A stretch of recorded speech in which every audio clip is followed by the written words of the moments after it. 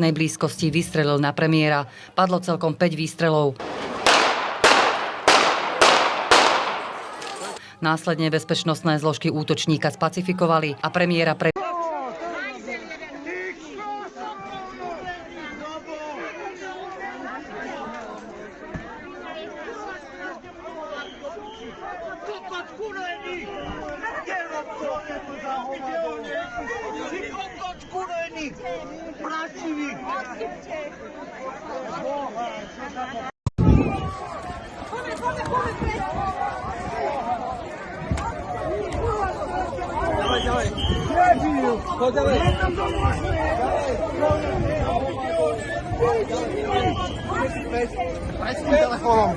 Okay.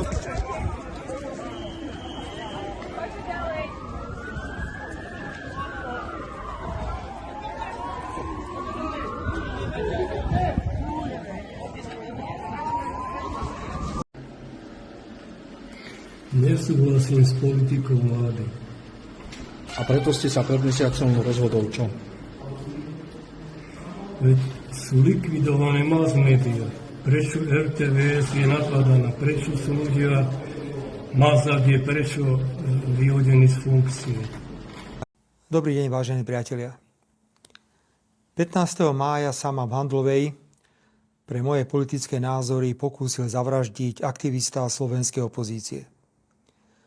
Skvelý zdravotnícky tím v Rooseveltovej nemocnici v Banskej Bystrici zabránil najhoršiemu. Teraz sa už rovnako kvalitne ambulantne o mňa stará nemocnica svätého Michala v Bratislave. Ak všetko pôjde optimálne, postupne by som sa do práce mohol vrátiť na prelome júna a júla. Je na čase, aby som urobil prvý krok a tým je odpustenie. Necítim žiadnu nenávisť voči neznámemu človeku, ktorý ma dostrieľal. Nebudem voči nemu vyvíjať žiadne aktívne právne kroky ani žiadať náhradu škody.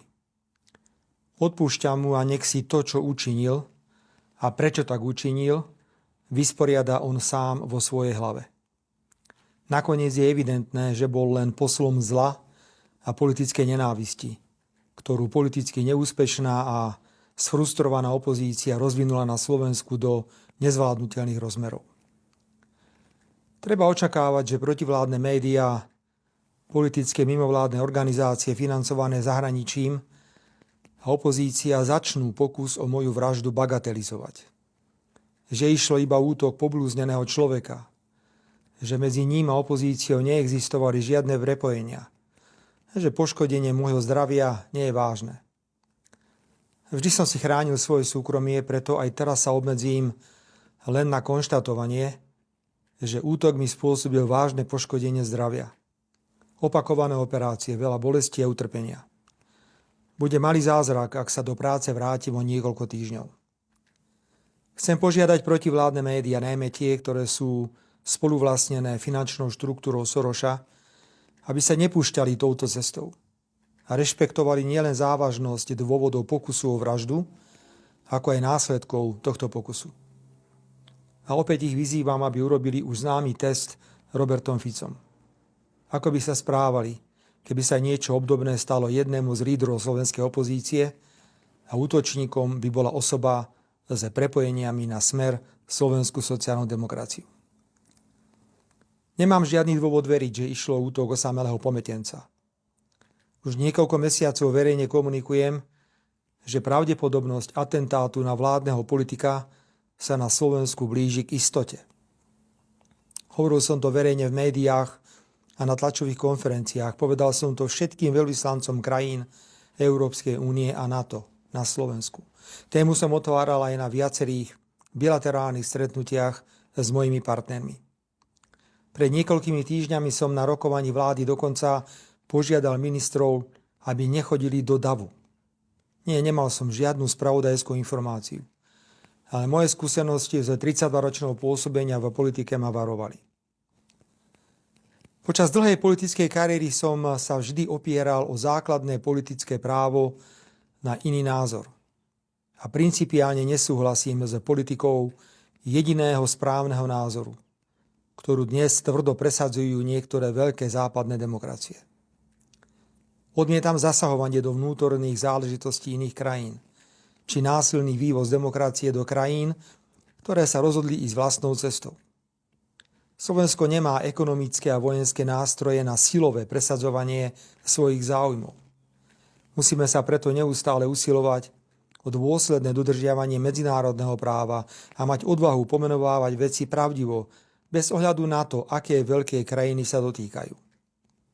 Ak má malá krajina, ako je Slovensko, politických lídrov s takouto výbavou, nemá to v medzinárodných vzťahoch vždy jednoduché. Nie všetky veľké demokracie boli nadšené, keď som odmietal bombardovanie Belehradu alebo stiahol slovenských vojakov z Iraku. Blokoval zavedenie povinných kvót pre nelegálnych migrantov, či radikálne odmietal návrh na zrušenie práva veta pre členské štáty Európskej únie. Sebavedomá, suverénna slovenská zahraničná politika, vychádzajúca síce z členstva v EÚ a v NATO, ale orientovaná na všetky 4 svetové strany, nie je jednoducho v móde.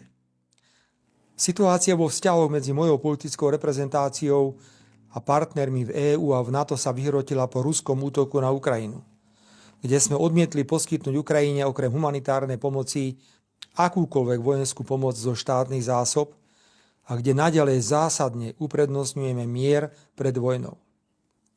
Je to práve konflikt na Ukrajine, ktorý v Európskej únii a v NATO ešte viac posilnil, doslova posvetil koncept jediného správneho názoru. A to, že vojna na Ukrajine musí pokračovať za každú cenu s cieľom oslabiť Ruskú federáciu. Kto sa s týmto jediným povinným názorom nestotožňuje, je okamžite označovaný za ruského agenta. Je medzinárodne politicky odsúvaný na okraj. Je to kruté konštatovanie, ale v Európskej únii prestalo existovať právo na iný názor. Po vyhratých parlamentných voľbách v septembri 2023, keď sa Smeru slovenskej sociálnej demokracii podarilo zostaviť štvrtú vládu, začalo dochádzať k absurditám. Strana európskych socialistov, ktorej je Smer dlhoročným členom, namiesto blahoželania k víťazstvu v voľbách pozastavila Smeru členstvo, preukázateľne pre iné názory na vojnu na Ukrajine a našu veľkú rezervovanosť pri podpore extrémnych názorov v etických otázkach. Počas zasadnutia V4 v Prahe došlo k pokusu, našťastie neúspešnému, rozbitie tejto významnej štruktúry regionálnej spolupráce s odôvodnením, že Slovensko a Maďarsko majú na niektoré medzinárodné témy iné názory.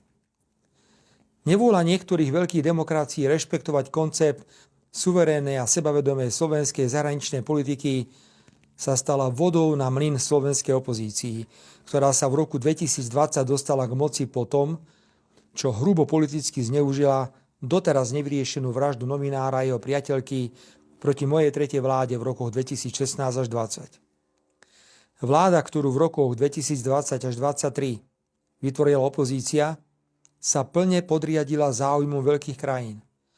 A predovšetkým po začatí vojny na Ukrajine okamžite prijala koncept jediného správneho názoru a doslova vyrabovala slovenské ozbrojené sily.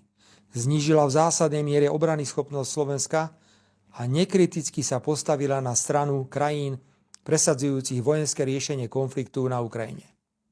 Za to si mohla na Slovensku vláda robiť čokoľvek. V rokoch 20 až 23 došlo k masívnemu zneužívaniu trestného práva na likvidáciu opozície.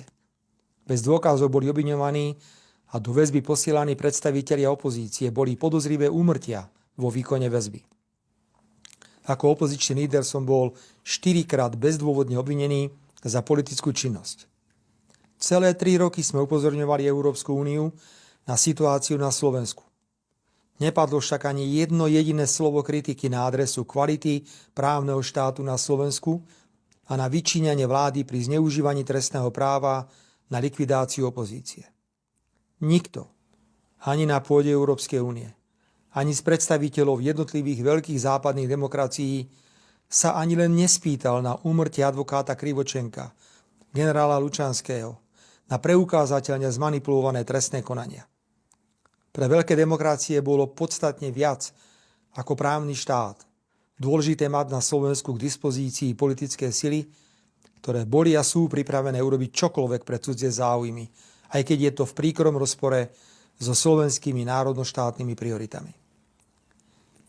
Po parlamentných voľbách v septembri 23, keď Smer postavil štvrtú vládu, opätovne so svojimi koaličnými partnermi potvrdil politiku suverénnej a sebavedomej slovenskej zahraničnej politiky orientovanej na všetky 4 svetové strany. Súčasná opozícia, povzbudená ochrannou rukou veľkých demokracií v rokoch 20 až 23, pokračovala v útokoch a obviňovaniach vlády. Vedela a vie, že presadzovanie práva na iný názor a sebavedomej a suverénnej slovenskej zahraničnej politiky nemá oporu v medzinárodných organizáciách, ktorých je Slovensko členom. A súčasne dávala a dáva jasne najavo, že je zástancom jediného povinného názoru. Je za vojnu na Ukrajine, je za zrušenie práva veta, považuje Rusko a Čínu za smrteľných nepriateľov. Od volieb v septembri 23 stúpajúcej a dobre živenej opozičnej agresivite preto opäť nikto nenastavoval zrkadlo ani médiá, ani mimovládne organizácie, ani hlava štátu, ani Brusel či NATO.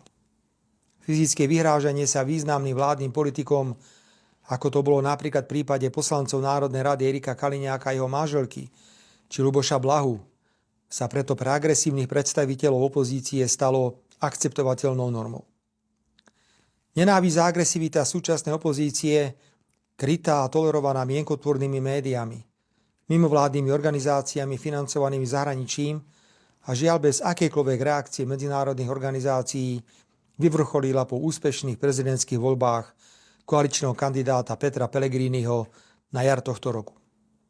Bratislavská kaviareň agresívne, často aj fyzicky, útočí na vládnych predstaviteľov. Opozícia vysiela na oslavy štátnych sviatkov platených provokatérov, ktorí hrubo urážajú ústavných činiteľov. Herci potom, čo politicky vystúpia na opozičných mítingoch, útočia na vládnych predstaviteľov počas divadelných predstavení alebo sú hrubo zneužívané priame prenosy RTVS. Opozícia neprejavuje žiadny rešpekt k výsledkom demokratických parlamentných volieb, k autoritám. A treba dodať aj to, že vláda Smeru nepristúpila po parlamentných voľbách v septembri v roku 2023 k žiadnemu očakávanému revanšu za vyčíňanie opozície v rokoch 2020 až 2023, keď bola vo vláde. Vážení priatelia, 15. maja v Handlovej to teda nebol útok nejakého pometenca. Opozícia zneužíva to, ako veľké demokracie presadzujú jediný povinný názor v zásadných zahranično-politických otázkach a odmietajú suverénne postoje malých krajín. Vo vnútroštátnej slovenskej politike sa to prejavuje tak, že akékoľvek násilné a nenávisné excesy proti legitímnej vládnej moci sa na medzinárodnej úrovni tolerujú bez akéhokoľvek komentára. Opozícia nebola schopná posúdiť, pretože ju k tomu nikto nenútil, kam svojou agresívnou a nenávisnou politikou dostala časť spoločnosti. A bola iba otázka času, kedy dôjde k tragédii.